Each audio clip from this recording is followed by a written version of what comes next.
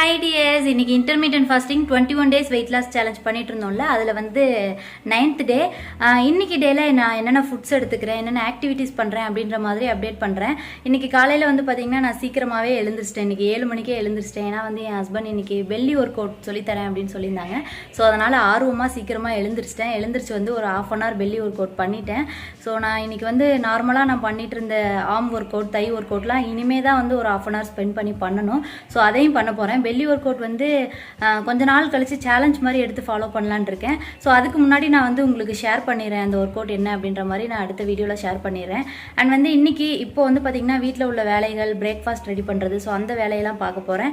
அதுக்கப்புறம் வந்து நான் என்ன பிரேக்ஃபாஸ்ட் ப்ரிப்பேர் பண்ணுறேன், நான் என்ன எடுத்துக்கிறேன் அப்படின்றத ஷேர் பண்ணுறேன். அண்ட் வந்து இப்போ வந்து ஈவினிங் ஒரு 1/2 hour ஆக்டிவிட்டி ஏதாவது பண்ணலாம், ஒர்க் அவுட் பண்ணலாம், இல்லை ஸ்கிப்பிங் பண்ணலாம் அப்படின்ற மாதிரி பிளான் பண்ணி நேற்று பண்ணிட்டேன். ஸோ மார்னிங் ஒரு 1/2 hour, ஈவினிங் ஒரு 1/2 hour. ஏன்னா வந்து நான் கடைசி 5 கிலோ குறைக்கக்கூடிய கேட்டகரியில் மெனக்கெட்டுட்டு இருக்கேன். ஸோ எனக்கு வந்து வெயிட் லாஸில் இன்னும் கொஞ்சம் ரிசல்ட் வேணும் அப்படின்றதுக்காக நான் வந்து என்னோட ஃபிசிக்கல் ஆக்டிவிட்டி டைமிங் வந்து பார்த்திங்கன்னா இதுக்கப்புறம் கொஞ்சம் இன்க்ரீஸ் பண்ணலாம், கொஞ்சம் எஃபோர்ட்ஸ் போடலாம் அப்படின்ற மாதிரி பிளான் பண்ணியிருக்கேன். ஸோ பார்ப்போம், நான் வந்து இனி என்ன பிரேக்ஃபாஸ்ட் எடுக்கிறேன் அப்படின்ற மாதிரி, இந்த டேல நான் என்னென்ன ஆக்டிவிட்டீஸ் பண்ணுறேன் அப்படின்ற மாதிரி எல்லாமே நான் வந்து இன்னைக்கு விலாகில் நான் உங்களுக்கு அப்டேட் பண்ணிடுறேன். அண்ட் இந்த டேல என்னோடய ஒர்க் அவுட் ஆக்டிவிட்டீஸ் என்னென்ன அப்படின்னு பார்த்தீங்கன்னா, காலையில் எழுந்திரிச்சதுமே ஒரு மணி நேரம் பெல்லி ஒர்க் அவுட்காக நான் ஸ்பெண்ட் பண்ணியிருந்தேன். ஏன்னா என் ஹஸ்பண்ட் வந்து இன்றைக்கி தான் புதுசாக எனக்கு பெல்லி ஒர்க் அவுட் வந்து சொல்லி கொடுத்துட்ருந்தாங்க. அண்ட் வீடியோவும் ஷூட் பண்ண வேண்டியது இருந்தது அப்படின்றனால நான் வந்து நல்லா பண்ணுற வரைக்கும் எகைன் அண்ட் எகைன் வந்து என்னை பண்ண சொல்லிட்டே இருந்தாங்க. ஸோ 1 மணி நேரம் இதிலே வந்து போயிடுச்சு. அண்ட் வந்து இதுக்கப்புறம் நான் பிரேக்ஃபாஸ்ட்லாம் ரெடி பண்ணிவிட்டு ஒரு 1/2 hour வந்து தை ஃபேட் ஒர்க் அவுட்டும் அண்ட் வந்து ஆர்ம் ஃபேட் ஒர்க் அவுட்டும் பண்ணியிருந்தேன். பட் அது நான் வந்து வீடியோ ஷூட் பண்ணல. அண்ட் ஈவினிங் வந்து பார்த்திங்கன்னா நேற்று பண்ணின மாதிரியே ஒரு 1/2 hour வந்து 500 to 800 கவுண்ட்ஸ் பண்ணியிருப்பேன். ஸோ கணக்கெலாம் பண்ணல, என்னால் முடிஞ்ச அளவுக்கு பண்ணியிருந்தேன். ஸோ இதுதான் வந்து இந்த டேயோட ஃபிசிக்கல் ஆக்டிவிட்டி. அண்ட் வந்து பாருங்களேன், என் ஹஸ்பண்ட் வந்து என்னை எழுந்திரிக்க சொன்னாங்க. பட் என்னால் வந்து அப்படியே எழுந்திரிக்க வரல. ஸோ அதனால் என் காலை மிதித்து என் கையை பிடிச்சி இப்படி தான் எழுந்திரிக்கணுன்ட்டு எனக்கு ட்ரெயின் பண்ணிகிட்ருக்காங்க. பட் வந்து இந்த மாதிரி யாராவது ஒருத்தவங்க இப்படி எழுப்பி விட்டால் எழுந்திரிக்க முடியும். நீங்கள் ட்ரை பண்ணி பாருங்கள். உங்களால் வந்து உங்களோட பாடியை கை ரெண்டையும் முன்னாடி வச்சு உங்களால் எழுந்திரிக்க முடியுதா என்ன அப்படின்றத செக் பண்ணி பார்த்துட்டு எனக்கு கமெண்ட்டில் சொல்லுங்கள். நான் ஃபஸ்ட் டைம் ட்ரை பண்ணேன், என்னால் எழுந்திரிக்க முடியல, அவங்களால முடியுது. அண்ட் வந்து அவங்க ஜிம்முக்கு வரவங்களாம் நிறைய பேர் இந்த ஒர்க் அவுட் பண்ணுறாங்க அப்படின்ற மாதிரிலாம் சொன்னாங்க. பட் என்னால் வந்து ட்ரை பண்ணி பார்த்தே முடியல. அவங்க தான் வந்து இப்போ என்னோடய காலை மிதித்து என்னோடய கை ரெண்டையும் பிடிச்சி எழுப்பி விட்டுட்ருக்காங்க. ஸோ இது வந்து பெல்லி ஃபேட்க்கு உண்டான ஒரு ஒர்க் அவுட் தான். பட் இது எனக்கு வரல அப்படின்றனால இது இல்லாமல் எனக்கு இன்னும் எஃபெக்டிவான ஒர்க் அவுட்ஸ்லாம் சொல்லி கொடுத்துருந்தாங்க. ஸோ அதெல்லாம் வந்து நான் உங்களுக்கு அடுத்த வீடியோவில் நான் ஷேர் பண்ணுறேன். ஸோ இது மாதிரி வந்து இன்றைக்கி டேல நிறைய ஃபிசிக்கல் ஆக்டிவிட்டி பண்ணியிருக்கேன். பெல்லி ஒர்க் அவுட் பண்ணியிருக்கேன், ஆர்ம் ஒர்க் அவுட் பண்ணியிருக்கேன், தை ஒர்க் அவுட் பண்ணியிருக்கேன், அண்ட் 1/2 hour ஸ்கிப்பிங் பண்ணியிருக்கேன். அண்ட் வந்து ஒர்க் அவுட் முடிச்சுட்டு நான் வந்து பார்த்திங்கன்னா பிரேக்ஃபாஸ்ட் பண்ணும்போது நடுவில் வந்து நான் ஆப்பிள் சிடர் வினிகர் எடுத்துக்கிட்டேன். ஆப்பிள் சிடர் வினிகர் நான் ரெகுலராக எடுக்க மாட்டேன். எனக்கு தேவைப்படுது அப்படின்றப்ப எடுப்பேன், பாடியை கிளென்ஸ் பண்ணுறதுக்கு. அப்படி இல்லை மோஷன் ப்ராப்ளம் ஏதாவது இருந்துச்சு அப்படின்றப்ப நான் வந்து வாட்டரில் 1 ஸ்பூன் அளவுக்கு ஆப்பிள் சிடர் வினிகர் மிக்ஸ் பண்ணி எடுத்துப்பேன். ஆப்பிள் சிடர் வினிகர் பற்றி நான் தனியாக ஒரு வீடியோ நான் ஷேர் பண்ணியிருக்கேன். ஸோ வேணும்னா செக் பண்ணி பாருங்கள். அதில் எல்லா டீட்டெயில்ஸுமே நான் ஷேர் பண்ணியிருக்கேன். அண்ட் வீட்டில் உள்ளவங்களுக்கு நான் வந்து என்ன பிரேக்ஃபாஸ்ட் ரெடி பண்ணியிருக்கேன் அப்படின்னா, ஒயிட் ரவாவில் உப்புமா பண்ணியிருக்கேன். நான் இந்த வெயிட் லாஸ்க்குள்ளே வந்ததுக்கப்புறம் இந்த ரவா, சேமியா, இட்லி, தோசை இதெல்லாம் விட்டு ரொம்ப நாள் ஆச்சு. சாப்பிட்ணுன்னு இப்போ டெம்ப்டாகவும் ஆகிறது கிடையாது. இதெல்லாம் எனக்கு அவ்வளோ பிடிக்காம ஆயிடுச்சு. ஓகே, இப்போ என்னோட பிரேக்ஃபாஸ்ட் என்ன அப்படின்றத பார்க்கலாம். கேரட் துருவி வச்சுருக்கேன், தக்காளி கட் பண்ணி வச்சுருக்கேன், வெங்காயம் கட் பண்ணி வச்சுருக்கேன். அண்ட் வந்து கருவேப்பிலை சிசர் வச்சு இந்த மாதிரி குட்டி குட்டியாக நறுக்கி வச்சுருக்கேன். அண்ட் வந்து பீனட்ஸ் தோல் உரிச்சு வச்சுருக்கேன். அண்ட் இது கூடவே வந்து ஒரு 2 எக்கு எடுத்திருக்கேன். இதெல்லாம் வச்சு தான் வந்து ஒரு பிரேக்ஃபாஸ்ட் ரெடி பண்ண போகிறோம். பிரம்மாண்டமாலாம் ஒன்றும் பண்ண போகிறது கிடையாது. ஜஸ்ட்டு ஸ்க்ராம்பிள் பண்ண போகிறேன், அவ்வளோதான். பேனில் வந்து கோகோனட் ஆயில் ஆட் பண்ணிவிட்டு இதில் வந்து நான் தோல் உரிச்சு வச்சுருக்கேன் அந்த பீனட்ஸ் சேர்த்துக்கிறேன். பீனட் சேர்த்து பண்ணுறது எனக்கு பிடிக்கும். ஏன்னா வந்து க்ரன்ச்சியாக இருக்க மாதிரி இருக்கும் சாப்பிடும்போது, அதனால். அண்ட் இது வந்து நல்லா கருகிற அளவுக்கு நம்ம வறுக்க தேவையில்லை. ஜஸ்ட்டு செவக்கிற அளவுக்கு நம்ம எண்ணெயில் போட்டு அதுக்கப்புறம் நம்ம மற்ற இதெல்லாம் ஆட் பண்ணால் போதும். இப்போ வந்து இது கூடவே கருவேப்பிலை நறுக்கி வச்சுருக்கேன்ல, அதை சேர்த்துக்கிறேன். அந்த எண்ணெயில் அந்த கருவேப்பிலை பட்டதுமே ஒரு மாதிரி நல்ல ஒரு வாசம் வரும். அந்த வாசம் வந்து நல்ல ஒரு ஃப்ளேவர் கொடுக்கும். இப்போ அதுக்கப்புறம் நான் நறுக்கி வச்சுருக்க வெங்காயத்தையும் சேர்த்துக்கிறேன்.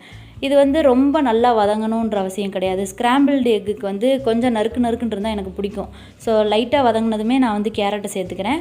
கேரட்டும் அந்த வெங்காயமும் நல்லா மிக்ஸ் பண்ணி ஒரு 30 seconds கரெக்டாக வதக்குவேன், அவ்வளோதான். ரொம்ப வந்து வதக்க மாட்டேன். உங்களுக்கு ரொம்ப வதங்கினா பிடிக்கும்னா நீங்கள் அப்படி பண்ணிக்கோங்க. எனக்கு வந்து எக்கு ஸ்க்ராம்பிள் பண்ணுறேன் அப்படின்றப்ப கொஞ்சம் க்ரன்ச்சியாக அந்த கடலையெல்லாம் சேர்த்து சாப்பிட்றதுக்கு பிடிக்கும்.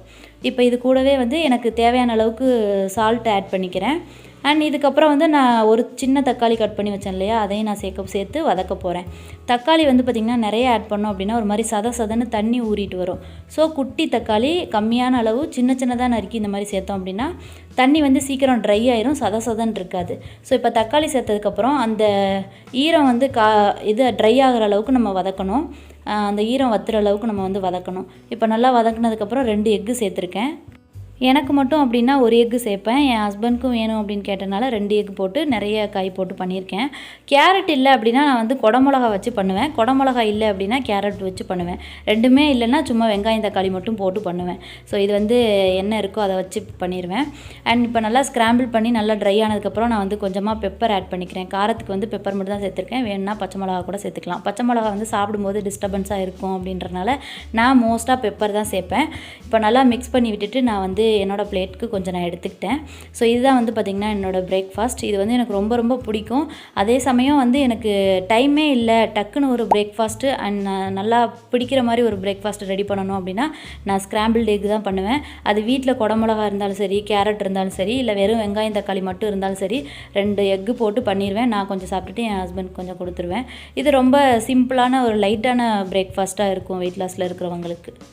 வெயிட் லாஸ் ரெசிபீஸ் வந்து பார்த்திங்கன்னா எவ்வளவோ இருக்குது. யூடியூப்பில் தேடினாலே வந்து உங்களுக்கு நிறைய வரும்.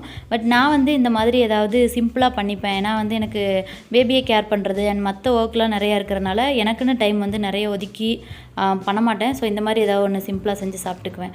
அண்ட் வந்து பிரேக்ஃபாஸ்ட் முடிச்சுட்டு ஒரு 45 மினிட்ஸ் கழித்து ஒரு க்ரீன் டீ எடுத்துக்கிட்டேன். இப்போ ஒரு 3 to 4 டேஸாக வந்து எனக்கு க்ரீன் டீ எடுக்கிறதுக்கு பிடிச்சிருக்கு. ஒரு மாதிரி ஆக்டிவாக இருக்க மாதிரி இருக்குது. அண்ட் என்னோடய லஞ்ச் என்ன அப்படின்னு பார்த்திங்கன்னா வீட்டில் செஞ்சுருந்த ஒயிட் ரைஸ் கொஞ்சமாக எடுத்திருந்தேன்.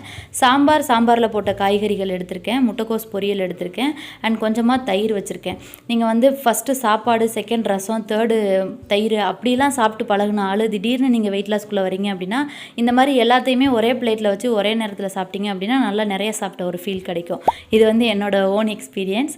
ஓகே, இப்போ என்னோடய டின்னர் என்ன எப்படி ப்ரிப்பேர் பண்ணியிருக்கேன் அப்படின்றத காமிக்கிறேன். சிவப்பு அவல் நல்லா வாஷ் பண்ணிவிட்டு லைட்டாக தண்ணி தெளித்து ஒரு 10 நிமிஷம் ஊற வச்சுட்டு அதில் கொஞ்சமாக தேங்காய் துருவி போட்டிருக்கேன். 1 ஸ்பூன் அளவுக்கு நாட்டு சக்கரை சேர்த்துருக்கேன். ஸோ இதுதான் என்னோடய டின்னர். ரொம்ப லைட்டாக இருக்கும். நான் மதியம் ரைஸ் எடுத்துக்கிட்டேன் அப்படின்றனால சீக்கிரமாகவே ஒரு 7 o'clock சாப்பிடும்போது எனக்கு வந்து ஹெவியாக சாப்பிடணும்னு தோண மாட்டேங்குது. ஸோ அதனால் இந்த மாதிரி ரொம்ப லைட்டாக எடுத்திருக்கேன். அவ்வளோதான். டின்னர் சாப்பிட்டு முடிச்சதுக்கப்புறம் நான் என்னோடய மற்ற வேலைகள்லாம் பார்க்க போயிட்டேன். தம்பியை பார்த்துக்கிறது, அவனுக்கு சாப்பாடு ஊட்டுறது, அவனை கேர் பண்ணுறது, தூங்க வைக்கிறது, அதுக்கப்புறம் யூடியூப் ஒர்க்கு, என்னோடய ஸ்கின் கேரு. ஸோ அதெல்லாம் முடிச்சுட்டு 12 o'clock தூங்குவேன். மார்னிங் வந்து 7:30 7 o'clock அந்த மாதிரி எழுந்திருப்பேன். ஸோ இன்றைக்கி டேயில் என்னோடய ஃபுட்ஸ், என்னோடய ஆக்டிவிட்டீஸ் எல்லாமே நான் வந்து உங்களுக்கு அப்டேட் பண்ணியிருப்பேன்னு நினைக்கிறேன்.